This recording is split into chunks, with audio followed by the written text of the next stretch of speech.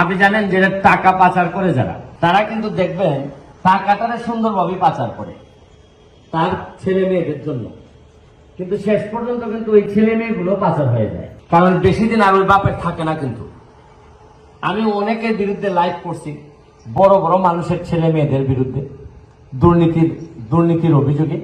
পরে শুনলাম যে আপনার ওই ছেলে মেয়েও বাবাকে ছেড়ে দিছে, যেভাবে উনি আমাদের টাকা দেশ থেকে নিয়ে গেছিলেন।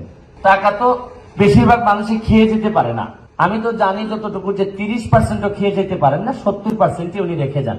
আমি আন্তর্জাতিক অপরাধ ট্রাইব্যুনালে থাকাকালীন সময় একজন লোক আমারে বলছিলেন যে বাবা রে, আমি যে ইনকাম করতেছি, আমি মারা গেলে এই ইনকামের জন্য যা পাপ করছিলাম সব পাপ আমার সাথে যাবে, কিন্তু সম্পদগুলা চলে যাবে সব ছেলে মেয়েদের জন্য। এরা কিন্তু আমার কোনো পাপ ওদের সাথে নিবে না। কেন যে ওনারা দুর্নীতি করেন এটা আমার জানা নেই।